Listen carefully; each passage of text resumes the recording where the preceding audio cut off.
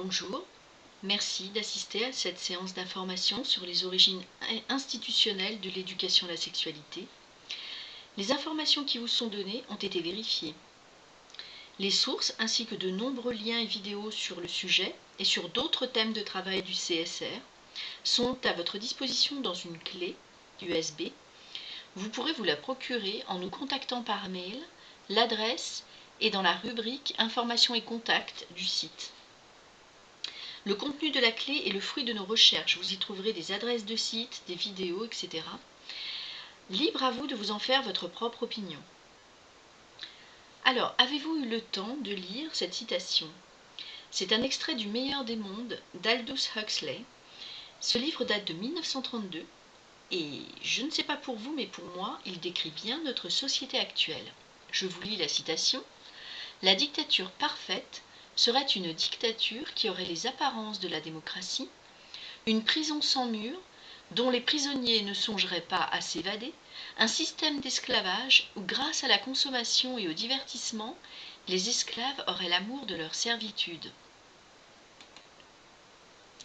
Alors, cette conférence qui a eu lieu le 10 mars 2020, mais que vous pouvez rattraper aujourd'hui en regardant son enregistrement sur le site, elle est basée sur un certain nombre de sources. Vous avez d'abord le site internet du collectif Pro-Contre-Éduc-Sexe. Alors ce collectif est composé de 4 associations, un avocat et 15 professionnels de santé, psy, pédopsie, pédiatres, etc. Parmi eux, vous avez Eugénie Izard, psychiatre, qui a réalisé une conférence que vous retrouvez sur internet et cette conférence a servi de trame à la conférence actuelle. Parmi ces professionnels, vous avez également Ariane Bileran, qui est psychologue clinicienne et qui a écrit un livre très intéressant, entre autres, parmi pas mal de livres qu'elle a écrits, elle a écrit un livre qui s'est vraiment centré sur le sujet et sur la déclaration des droits sexuels dont je vais parler plus tard. Ce livre s'appelle « L'imposture des droits sexuels ». Et puis vous avez les sites internet institutionnels et autres, vous avez l'Éducation nationale, vous avez Canopé, Mathilda, Légifrance, Planning familial français, le Planning familial international, IPPF, 2 sites américains que je développerai plus tard, SICUS et l'Institut Kinsey, le site de l'OMS, et 3 sites plus ou moins ludiques en lien. Onsexprime.fr, Libre de nos choix et Sexy Souci. Voilà pour les sources. Alors, pour aborder le sujet, on peut partir des interrogations qui ont eu lieu à la rentrée scolaire 2018, en gros. Vous en avez un exemple sur le site Check News du journal Libération. C'est un exemple, la conférence ne va pas s'axer sur les enfants de 0 à 4 ans. La question était, est-il vrai que l'OMS impose des cours d'éducation sexuelle avant 4 ans? La réponse complète, vous la trouverez sur leur site, et également sur la clé. Un petit résumé sur cette diapositive. Des standards pour l'éducation sexuelle en Europe ont en effet été publiés en 2010, mais n'ont aucune valeur contraignante. En fait, la réponse complète est très rassurante. On va vous montrer avec cette conférence que la réalité est différente. Alors, on parle réellement pas seulement de l'éducation à la sexualité pour les tout-petits, mais plus de l'éducation à la sexualité dans son sens large et dans sa finalité. Et la vidéo suivante, à mon avis, est très révélatrice. Mathilda est une plateforme vidéo éducative sur l'égalité des sexes. Elle est soutenue par le ministère de l'Éducation nationale et d'autres ministères. Elle propose des vidéos et des outils collaboratifs aux enseignants. Vous avez parmi toutes ces vidéos 2 qui sont particulièrement illustratives, Sexualité et plaisir et les sexualités. Alors, cette vidéo-là, celle qu'on va vous montrer, elle est prévue pour les lycéens, donc à partir de 15 ans.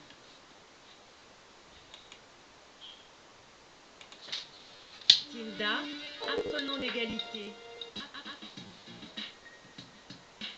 Apprenons l'égalité. Mathilda.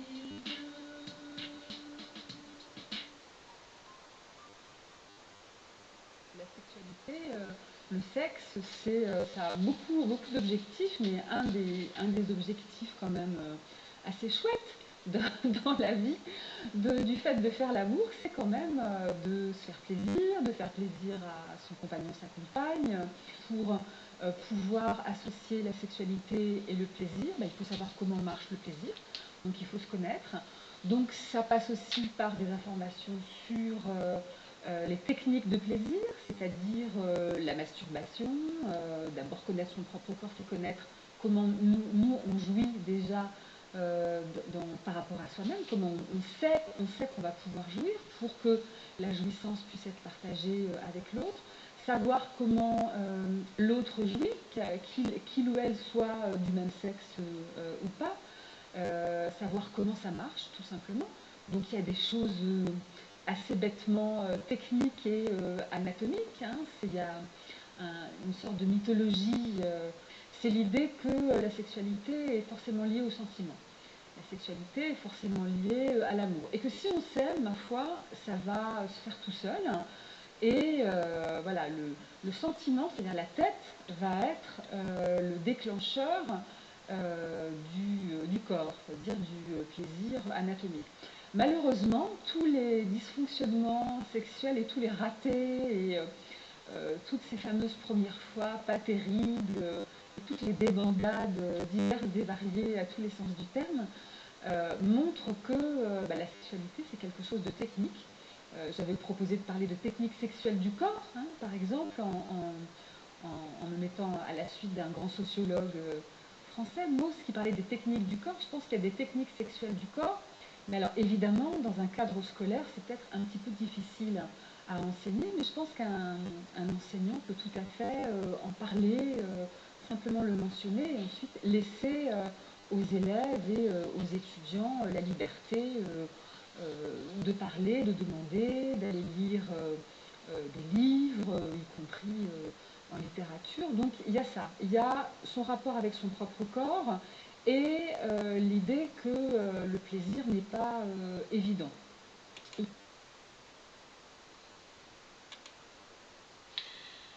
Donc pour résumer, il est question dans cette vidéo, faute de pouvoir enseigner les techniques du plaisir, il est question d'aborder le sujet en classe. Donc là, on peut se poser des questions sur la finalité de l'éducation à la sexualité.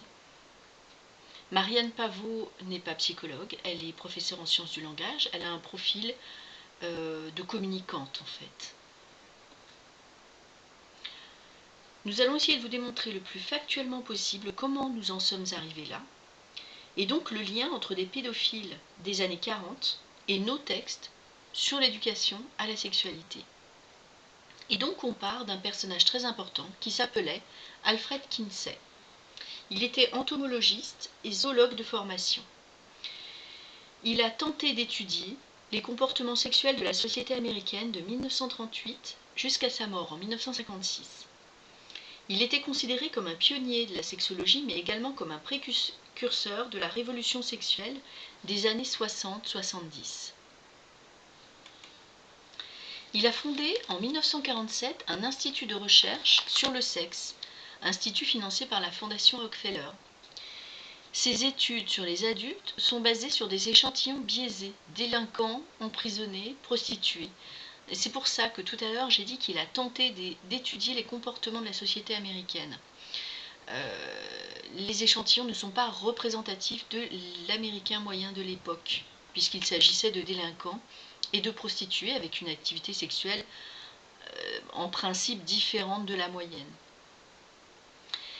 Ces études surtout contenaient des expérimentations sexuelles recensées auprès de nourrissons, d'enfants et d'adolescents.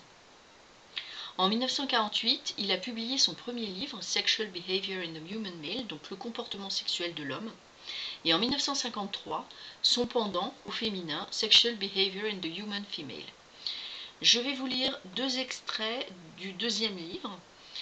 Ces extraits montrent un caractère pédophile. La diapositive suivante sera également un petit peu difficile à voir, non pas par les images, il n'y aura jamais la moindre image choquante, mais simplement par les chiffres et les mots. Là, on touche au cœur de la pédophilie, donc je préfère simplement vous prévenir. Alors, on est parti pour l'extrait. Il y a bien sûr des exemples d'adultes qui ont causé des dommages physiques à des enfants avec qui ils avaient essayé d'avoir des rapports sexuels. Mais ces cas sont minoritaires et le public devrait apprendre à distinguer les contacts graves des autres contacts avec des adultes qui, eux, ne vont pas faire de mal aux enfants, dans le cas où les parents de l'enfant ne sont pas gênés eux-mêmes d'avoir ces rapports sexuels. Nous n'avons qu'un cas de blessure occasionnée par un rapport sexuel et quelques exemples de saignement vaginal, qui cependant ne semblaient pas préjudiciables du tout. Un deuxième extrait. Il est difficile de comprendre pourquoi un enfant, à l'exception de son conditionnement culturel, devrait être perturbé par le toucher de ses organes génitaux, ou perturbé encore plus par des contacts sexuels spécifiques. Les contacts adultes sont une source de plaisir pour certains enfants, et parfois peuvent éveiller l'enfant érotiquement. Voilà, c'était pour vous camper le personnage. Maintenant, comme je vous disais, la diapositive qui montre le cœur des publications et des études pédophiles d'Alfred Kinsey, et probablement de ses complices, c'est la table 34 d'exemples d'orgasmes multiples chez les préadolescents mâles, à savoir que le terme préadolescent, dans l'esprit d'Alfred Kinsey, s'étend aux nourrissons de 5 mois. Alors, la première colonne, c'est l'âge du sujet. La deuxième colonne, c'est le nombre d'orgasmes. Et la troisième colonne, c'est le temps qu'il a fallu pour atteindre ces orgasmes. Et puis les 3 colonnes suivantes, c'est exactement la même chose. Donc là, on voit que les sujets qui ont fait l'objet de ces expérimentations avaient entre 5 mois et 14 ans, et qu'on a un nombre extravagant d'orgasmes atteints en peu de temps. Par exemple, des nourrissons de 11 mois, 10 orgasmes en 1 heure.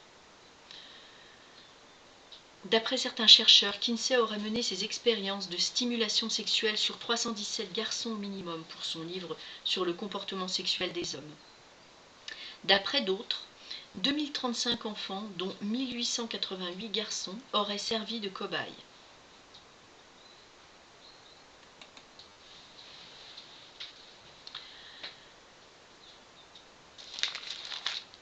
C'est à l'université de l'Indiana que Kinsey fonde son institut de recherche.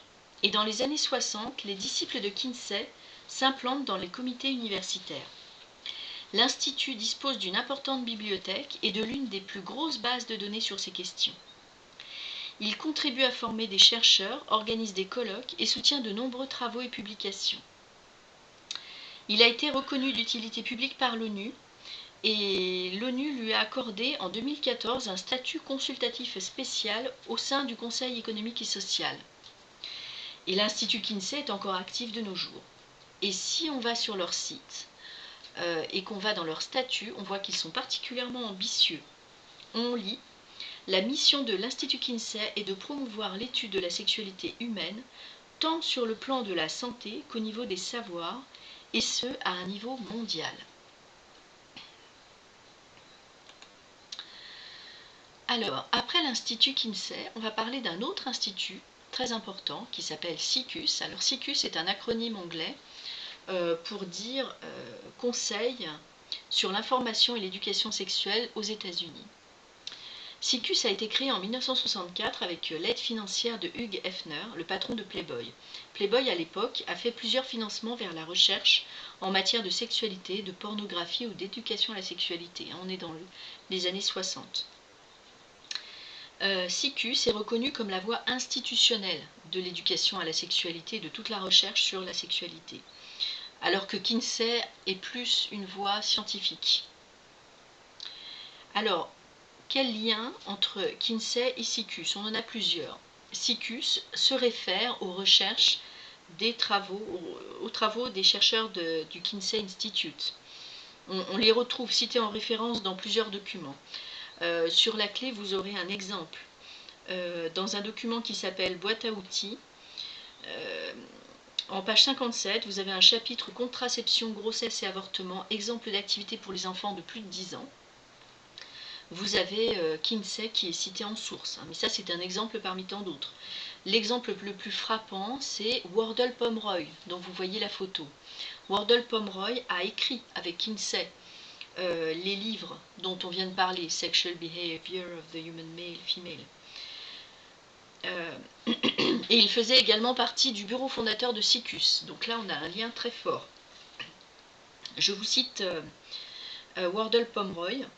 Il est temps de reconnaître que l'inceste n'est pas nécessairement une perversion ou une forme de maladie mentale, mais qu'il peut être parfois bénéfique. Cette citation, vous la retrouvez dans Le Monde dimanche du 20 septembre 81.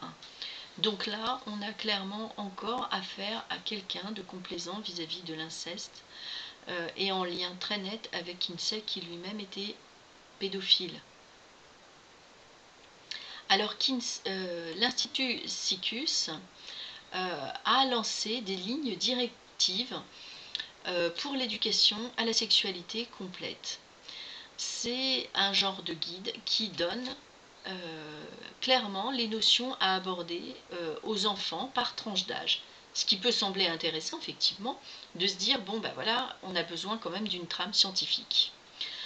Le souci, c'est que ces directives donnent par exemple pour consigne d'expliquer aux enfants de 5 à 8 ans la masturbation, la pénétration vaginale, l'accouchement par voie vaginale ou césarienne. Donc ces lignes directrices, ces guidelines, que vous pourrez les retrouver sur le site de SICUS, elles sont encore tout à fait accessibles. Et puis on vous dit également, il y a différentes sortes de familles. Les enfants peuvent vivre avec un ou plusieurs parents ou soignants, biologiques, adoptifs, grands-parents, amis ou autres combinaisons d'adultes. A noter que SICUS a obtenu le même statut que Kinsey auprès de l'ONU en 2012.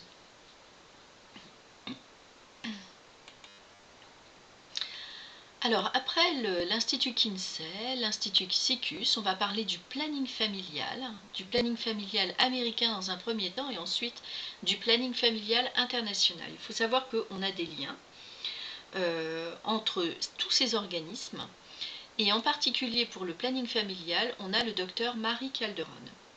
Elle a d'abord dirigé le planning familial américain en 1953 et ensuite elle a dirigé SICUS de 1964, donc sa création, jusqu'en 1982.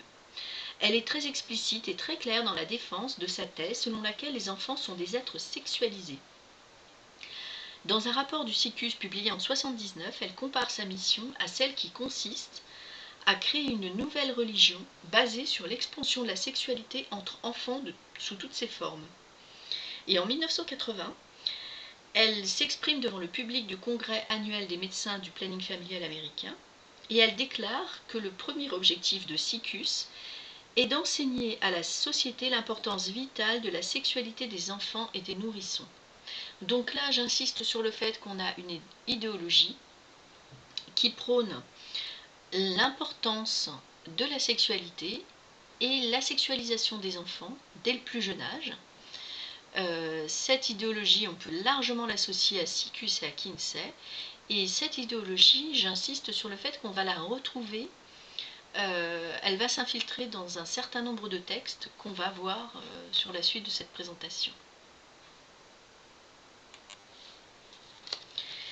Alors après le planning familial américain, on va parler du planning familial international, qui est en lien avec tous les plannings familiaux sur l'Europe et dans le monde. Et il faut savoir que le planning familial international a élaboré une déclaration des droits sexuels, comme on a la déclaration des droits de l'homme, avec la même volonté de passer au-dessus des textes de loi nationaux. Alors sur le site de l'IPPF, on vous dit que la déclaration des droits sexuels a été élaborée par une commission des droits sexuels. Cette commission aurait été constituée de volontaires et de membres du personnel des 6 régions de l'IPPF, ainsi que d'experts de renommée internationale en matière de santé, de droits sexuels et reproductifs. En fait, sur les 13 membres de cette commission, j'en ai trouvé 2 qui ont des diplômes en psychologie des enfants, 5 qui en ont peut-être, je n'ai pas pu être certaine là-dessus, je leur ai laissé le bénéfice du doute, et 6 qui n'en ont pas du tout.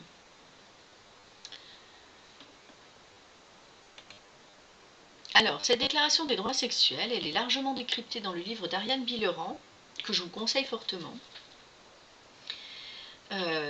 Mais son décryptage, on peut le résumer sur cette conférence. avec déjà une première notion qui est celle de la protection des mineurs. Elle n'apparaît pas clairement dans le texte, c'est-à-dire qu'on ne parle jamais de l'enfant, de l'adulte, de l'adolescent, on ne parle toujours que de la personne. Ce terme personne est constamment employé pour tous les droits sexuels. En fait, on évacue la minorité sexuelle et la protection de l'enfant va dépendre de sa capacité évolutive et de sa maturité. On vous dit que le concept de la capacité évolutive de l'enfant est à la charnière de deux notions. La première notion, c'est le fait que l'enfant est acteur de sa vie et qu'il a le droit au respect en tant que citoyen et une personne de plus en plus autonome. Et la deuxième notion, c'est le fait que l'enfant, du fait même de sa vulnérabilité, a le droit d'être protégé. Et donc on vous dit que finalement, cette capacité évolutive, c'est la charnière entre les deux. La protection va diminuer au profit de l'autonomie, en gros. Et puis, on va associer cette notion de capacité évolutive à un principe de non-discrimination. Et cette volonté de non-discrimination, elle laisse la porte ouverte au pire. Pourquoi ? On comprend bien que la non-discrimination est une valeur importante dans pas mal de domaines, sauf que là, elle inclut la notion de l'âge. Donc, on ne discrimine pas les personnes, on évite toute préférence, distinction, exclusion ou restriction fondée sur le sexe, soit le genre, l'identité de genre, l'orientation sexuelle, mais aussi l'âge. C'est-à-dire que là, toutes les personnes seront traitées de la même façon qu'elles aient 2 ans ou qu'elles en aient 77. C'est le principe de non-discrimination. Et enfin, il n'est jamais question de lutte contre la pédophilie, la pédocriminalité ou l'inceste. On ne retrouve jamais ces mots dans la Déclaration des droits sexuels du planning familial international. Alors on va voir la concrétisation de tout ça. D'abord dans quelques principes. Vous avez d'abord le principe 4. La sexualité et le plaisir qui en découle sont au cœur de la vie de tout être humain, qu'il choisisse ou non de se reproduire. Alors ce principe 4, personnellement je ne le remets pas en cause, chacun son point de vue à son sujet. Simplement, il rappelle énormément les propos de Marie Calderon et son idéologie, de mettre la sexualité au cœur de tout, et surtout de sexualiser les enfants, en tout cas de dire qu'ils sont sexuels et que leur sexualité doit être développée dès le plus jeune âge. Donc là, voilà, je fais simplement un lien entre Marie Calderon et ce principe. Et puis là, on va commencer avec un certain nombre d'articles qui vous associent cette notion de capacité évolutive, de non-discrimination et de sexualité. Et là, je pense honnêtement, on peut voir de la pédophilie. En tout cas, moi je la vois, je vous laisse l'interpréter. Toute personne a le droit d'être reconnue devant la loi et a droit à la liberté sexuelle, ce qui implique l'opportunité pour chacun d'exercer le contrôle sur et de décider librement de ce qui touche à sa sexualité, de choisir ses partenaires sexuels, de chercher à explorer son potentiel sexuel et à faire l'expérience du plaisir, ce dans un contexte non discriminatoire et en tenant compte des droits d'autrui et des capacités évolutives de l'enfant. Alors, ce mot, cette fin de phrase, des capacités évolutives de l'enfant, si on n'a pas compris ce que veut dire ce concept, eh bien on est un peu perdu parce que là, toute personne a le droit d'explorer le sexe, de choisir son partenaire en tenant compte des capacités évolutives de l'enfant. Eh bien en fait, ça veut dire que tout enfant, selon sa capacité évolutive, a le droit d'explorer le sexe, d'explorer son potentiel, de choisir ses partenaires sexuels. Dans un contexte non discriminatoire, c'est-à-dire on ne fait absolument aucune distinction d'âge. Donc voilà, quel que soit son âge, l'enfant, s'il est assez mature, peut explorer son potentiel sexuel, faire l'expérience du plaisir, choisir ses partenaires sexuels. Donc voilà pour l'article 5, on en a plusieurs autres qui sont dans la même veine. L'article 8, toute personne a le droit de s'engager librement et avec son plein consentement dans le mariage ou toute autre modalité de couple civil disponible à tout un chacun dans un contexte non discriminatoire et en tenant pleinement compte des capacités évolutives de l'enfant. Donc l'enfant a le droit de se marier, quel que soit son âge, selon sa capacité évolutive.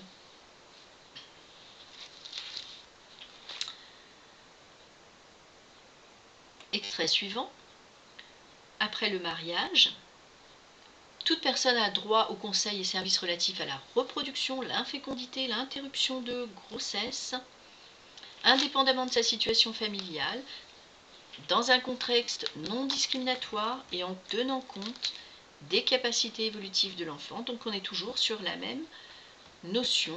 L'enfant a le droit à explorer le sexe, choisir ses partenaires, se marier, et il a droit aux conseils et services liés à la reproduction et à la fécondité. Voilà pour cette déclaration des droits sexuels. Elle est disponible dans plusieurs langues. Vous la retrouvez sur le site de l'IPPF et puis vous la retrouvez surtout décryptée par le docteur Billeran. Alors maintenant, donc, après avoir vu cette déclaration des droits sexuels qui a été élaborée en 2008, on va parler des standards pour l'éducation sexuelle en Europe, élaborés cette fois par l'OMS en 2010. Ils ont été publiés et édités pour servir de guide aux enseignements en éducation à la sexualité en Europe. Donc c'était finalement le besoin d'avoir une trame et de savoir quelle tranche d'âge, enfin quelle notion on allait aborder par tranche d'âge, un petit peu à l'instar des guidelines de SICUS, des principes directeurs avec ces notions un petit peu inquiétantes sur ce qu'on pouvait dire aux enfants de 5 à 8 ans. Et bien là, l'OMS s'y met à son tour et publie quelque chose qui devrait servir de guide à tous les enseignants sur l'Europe. A noter que parmi les rédacteurs de ces standards, on a 2 membres du planning familial international. Donc le lien, il est très net entre les deux. On va en trouver d'autres, des liens d'ailleurs. D'abord, on a des informations intéressantes en page 21 en particulier. On vous dit: la sexualité est une composante centrale de l'être humain. Tous les individus sont nés sexués et doivent développer leur potentiel sexuel d'une manière ou d'une autre. Alors là encore, c'est une idéologie sur laquelle je ne veux pas discuter. C'est un principe. Je veux simplement vous le montrer, comme je vous ai montré le même principe dans la Déclaration des droits sexuels, et ça nous remonte à l'idéologie du docteur Marie Calderon.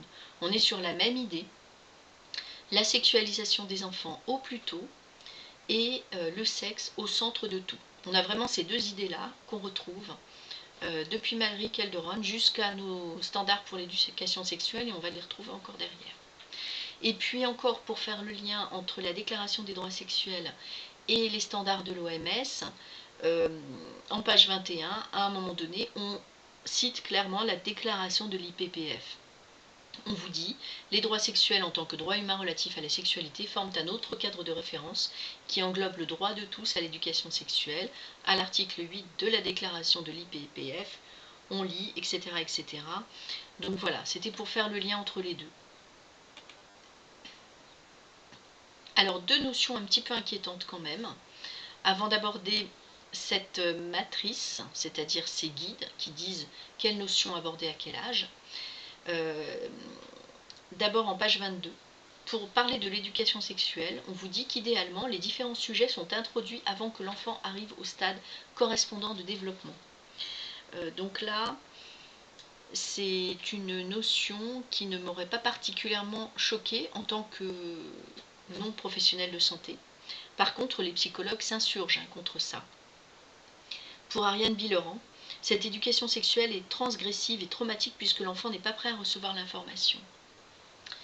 Et en page 29, l'éducation sexuelle est interactive et participative. L'échange interactif entre enseignants, éducateurs, concepteurs de programmes d'une part et élèves de l'autre doit se faire à différents niveaux.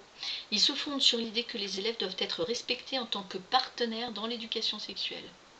Ce terme de partenaire, c'est là que c'est un petit peu sournois et pervers, ce terme de partenaire dans plusieurs langues est employé, le même mot, pour le partenaire du sexe et le partenaire de l'enseignement du sexe. Voilà, donc là on arrive à notre matrice. Alors cette matrice, elle est toute simple à lire. On a la tranche d'âge, donc là on est sur les 0-4 ans. On a la thématique, corps humain, fertilité, sexualité. Et puis on a plusieurs colonnes. Quelle information à donner à l'enfant? quelles compétences on va lui permettre de développer et quelle attitude on va l'aider à développer.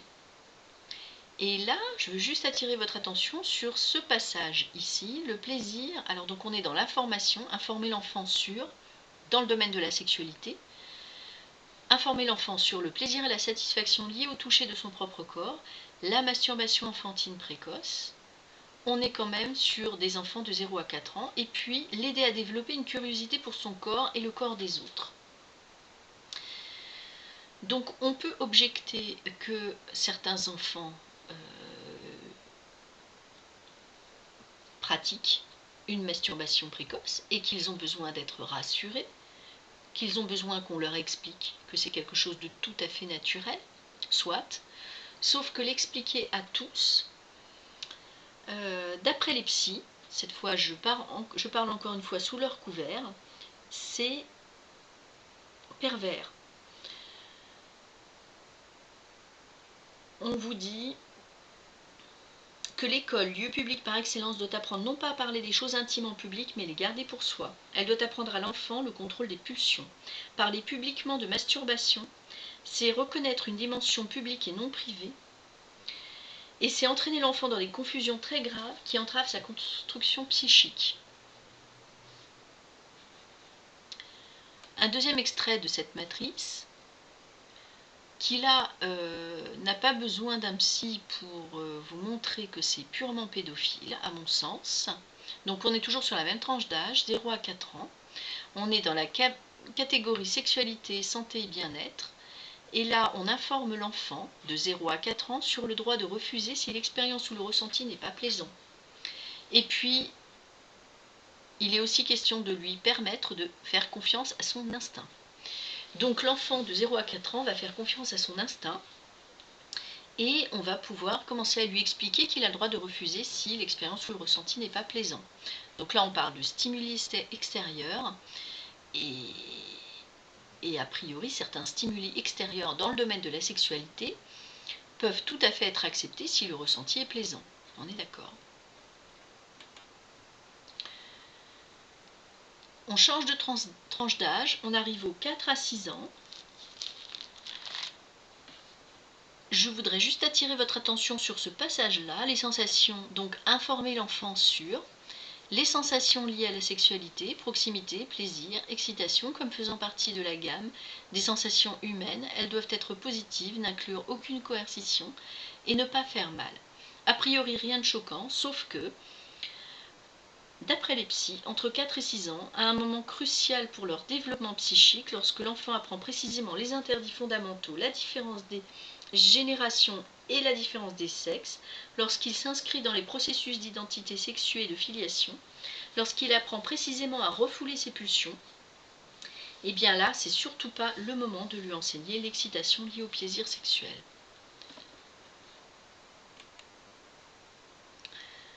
Toujours dans les 4 à 6 ans, on retrouve cette même phrase purement pédophile, le droit de refuser si l'expérience ou le ressenti n'est pas plaisant. Enfin, dernière tranche d'âge, même si la matrice s'étend au-delà,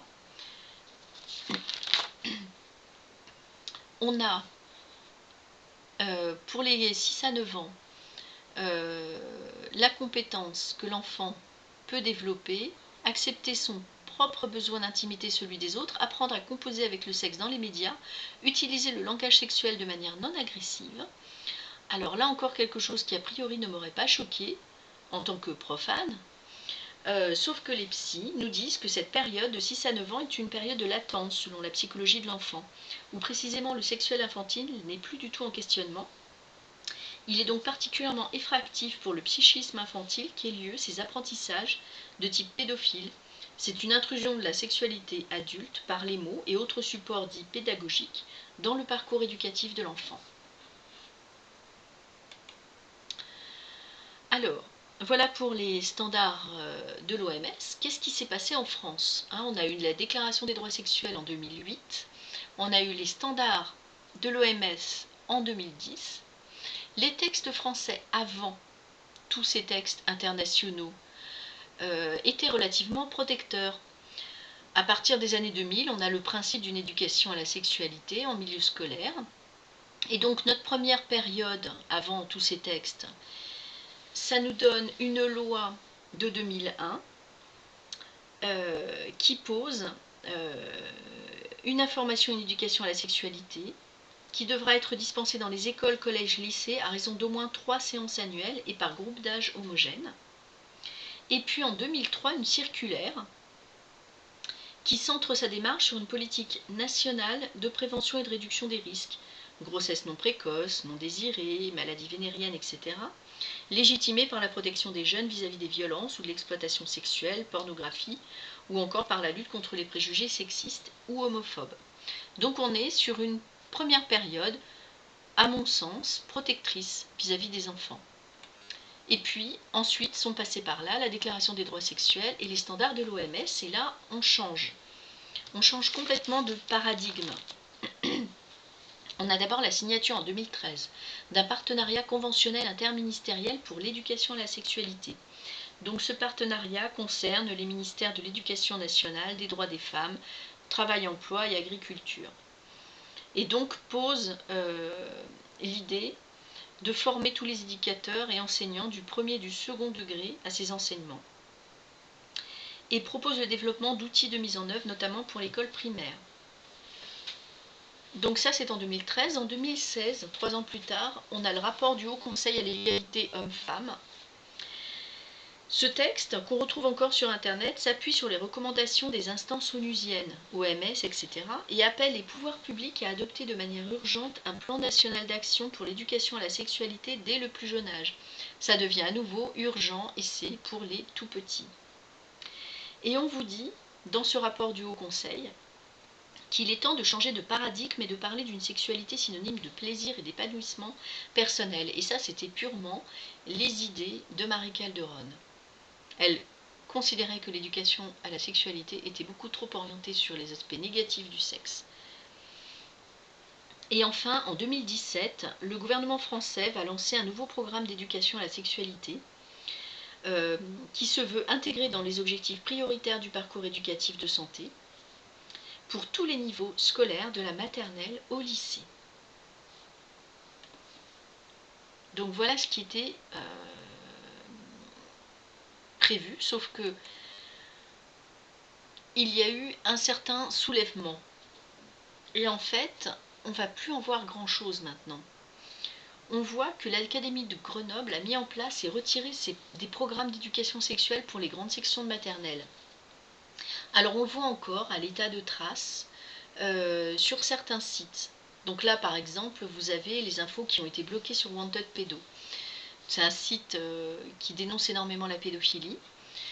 Un site qui vous montre cette page-là, qui vous parle des programmes de l'éducation sexuelle, enfin de l'éducation nationale pour la maternelle, pour la grande section, et puis qui le dénonce, bon, avec voilà, leur façon de parler à eux.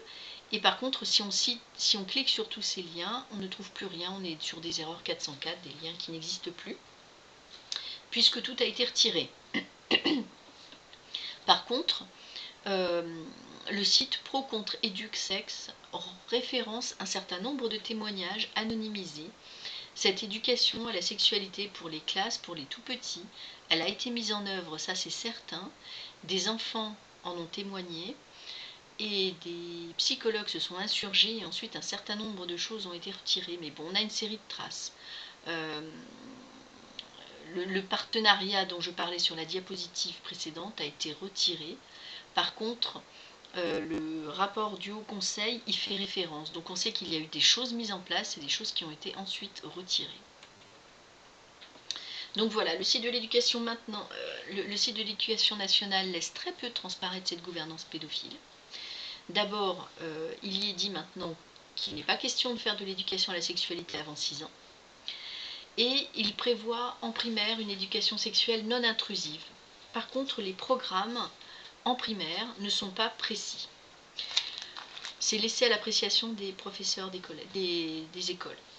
Et pour les collèges, lycées, on a des fiches techniques qui prônent le respect, la tolérance, l'égalité homme-femme et les stéréotypes et identités de genre. Sur la clé, vous avez des exemples de ces fiches techniques, si ça vous intéresse. Vous les retrouvez également en lien si vous cherchez sur education.gouv.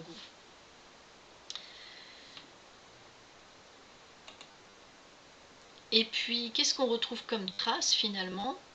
On a le réseau Canopé qui, un petit peu comme Mathilda, édite des ressources pédagogiques transmédia pour la communauté éducative. Il est placé sous tutelle du ministère de l'Éducation nationale. Et en 2008, ce site annonçait que les standards pour l'éducation sexuelle de l'OMS répondent à la demande des adultes intervenants et qui expriment régulièrement leur besoin de disposer d'un référentiel sur les connaissances. Donc en fait, en 2008, le réseau Canopé considérait que les textes de l'OMS proposent un cahier des charges pour une éducation à la sexualité avec un cadre et des exigences de base. On ne retrouve plus ces informations sur le réseau Canopé, ça a été retiré. Par contre, on a toujours sur la plateforme Mathilda nos 2 vidéos qui prônent clairement l'apprentissage du plaisir sexuel à l'école et dont je vous ai montré un extrait tout à l'heure avec Marianne Pavot. Et puis on a un certain nombre de sites internet plus ou moins ludiques à l'attention des adolescents. On a d'abord le site On s'exprime. Il est recommandé par le plan de stratégie nationale de santé sexuelle. Il a été développé par l'Agence nationale de santé publique. Je vous invite à aller surfer sur ce site. Son contenu pose de nombreuses questions. On peut y trouver pour des collégiens, donc à partir de la 5e, 12 ans, des descriptions détaillées des 6 positions de pénétration vaginale, les 7 positions de pénétration anale et les 3 positions de sexe oral. On retrouve des commentaires d'enfants et d'ados mélangés avec des témoignages d'adultes. En fait, on incite les ados à raconter leur première fois. Et puis on a des descriptions très explicites de la pornographie avec des dessins ludiques. Et on a un community manager, donc quelqu'un qui régule les commentaires, qui laisse passer tout. Commentaires enfants, adultes, des plus crus, on n'a aucun problème avec ça. Par contre, quand il y a des parents qui s'insurgent, là, ça bloque. Ariane Bileran développe énormément dans son livre sur l'imposture des droits sexuels. Elle parle beaucoup de ce site. Et puis, je vous laisse vraiment le regarder, ce site, et vous faire votre propre idée. Et puis, un autre site, Libre de nos choix, qui dépend du planning familial, qui parle d'éducation à la sexualité entre autres, et puis des différentes identités de genre et d'orientation sexuelle. Je suis allée sur 2 périodes sur leur menu Nos revendications, pour trouver finalement un petit peu leur ADN. À quoi sert ce site? Il y a quelques semaines, vous aviez ça. L'accès aux droits sexuels fondamentaux ne peut se faire sans une éducation à la sexualité dès le plus jeune âge. C'est un enjeu majeur et central. La santé sexuelle globale doit être un enjeu central de ces prochaines présidentielles. Alors, ces déclarations, là encore, elles m'intéressent parce qu'elles ressemblent comme 2 gouttes d'eau à la volonté de Marie Calderon dans les années 70, à SICUS, à la Déclaration des droits sexuels, aux standards de l'OMS. On retrouve encore cette notion de l'enfant dont la sexualité doit être développée très très tôt et d'une sexualité qui doit être centrale, qui est très très importante. Alors ce menu, nos revendications, a été changé. Maintenant on a la capture d'écran que vous avez juste au-dessus avec un certain nombre de thématiques. Quand on clique sur les liens utiles du premier site, Libre de nos choix, on tombe sur un autre site, Sexy Souci. Sexy Souci se présente comme un collectif féministe engagé pour la santé sexuelle et la réduction des risques. Il semble s'adresser aux ados. On a aussi des vidéos produites par France TV depuis 2018. Alors en fait, c'est vrai qu'on ne voit rien de particulier. C'est un site qui dédramatise un certain nombre de choses par rapport à la sexualité, qui s'adresse aux ados. Moi, ce qui m'interpelle sur ce site, c'est le logo. Le logo qui est quand même très très coloré. On a l'impression, vu de loin, qu'on s'adresse aux tout petits. Mais quand on y regarde de près, eh bien, on voit une licorne, qui est un symbole très ambigu, qui est utilisé par les pédophiles. On a affaire à un symbole enfantin pour la licorne, mais quand même phallique ici. Et puis, on a toutes sortes de dessins en lien avec le sexe. On a des seins, des pénis, des emballages de capotes, des seins encore, un clito énorme. Et puis, alors je vais vous montrer juste la diapositive suivante, va vous montrer de façon plus claire. J'ai fait la corrélation, alors ça c'est purement personnel, hein, vous pouvez ne pas être d'accord avec cette idée-là, mais moi, ce logo que j'ai ici, je le retrouve très proche du logo caractéristique des amateurs de petites filles chez les pédophiles, le Girl Lover. Alors je ne remets pas en cause les personnes qui ont monté le site, ni ce site, ni le site libre de nos choix. Je pense que derrière ces sites, il y a des personnes de bonne volonté qui n'ont probablement aucun lien avec la pédophilie. Simplement, si je montre tous ces éléments, c'est pour vous faire prendre conscience que on a eu un temps une gouvernance pédophile qui a dégagé un certain nombre d'idées, de notions, de symboles, et que ces symboles, eh bien, on les retrouve, ils ont été copiés peut-être innocemment par un certain nombre de militants ou de sites, et qu'on les retrouve encore maintenant. Voilà. Donc j'ai regardé un petit peu qui était derrière ce site Sexy Soutsi, et j'ai trouvé une militante très engagée sur la liberté sexuelle. Cette personne, j'ai aucune raison de la remettre en cause. Ceci dit, voilà, ce site, je trouve, mélange énormément l'enfance, la petite enfance et le sexe. Et maintenant, si on revient sur les interrogations qu'on a eues en début de présentation, je voudrais simplement vous montrer les réponses d'un certain nombre de professionnels de santé. Le professeur Raphaël Bonelli, psychiatre autrichien, qui nous alerte au sujet de la sexualisation précoce et qui considère que certaines notions sont introduites dès la maternelle. Or la sexualisation précoce serait selon lui une stratégie typique des pédophiles. Et le pédopsychiatre, il insiste sur le fait qu'il est athée pour ne pas être assimilé à des groupes religieux. Maurice Berger, qui fait partie du collectif Pro contre Eduxex, et qui nous dit: nous recevons de nombreux témoignages d'enfants choqués, traumatisés, présentant des insomnies, des cauchemars, des refus de retourner en classe, etc. Donc ces fameux témoignages que vous retrouvez anonymisés sur le site. Ce pédopsychiatre a lancé une pétition qui a été signée par 36 000 personnes, dont 20% de professionnels de l'enfance, de la psychologie ou de la santé. On a 92 psychiatres et pédopsychiatres, 90 médecins ou pédiatres, 900 psychologues, psychothérapeutes et 1200 enseignants. C'est pour vous dire que derrière ce collectif, qui représente peut-être peu de professionnels de santé, on en a quand même beaucoup d'autres qui sont du même avis. Et je rendrai le mot de la fin à Aldous Huxley. À l'intérieur de son livre, toujours le même, Le meilleur des mondes, on retrouve une citation troublante. Une infirmière se leva comme ils entraient et se mit au garde à vous devant le directeur. « Quelle est la leçon cet après-midi » demanda-t-il. « Nous avons fait du sexe élémentaire pendant les 40 premières minutes, répondit-elle, mais maintenant on a réglé l'appareil sur le cours élémentaire de sentiments des classes sociales. » Voilà, cette présentation est terminée. Elle est sur un site internet, elle n'est plus sous forme d'une conférence avec un public qui a pu poser des questions et débattre. Hein, c'était le cas le 10 mars. Vous avez peut-être des questions, vous voulez en savoir plus, n'hésitez pas à nous solliciter.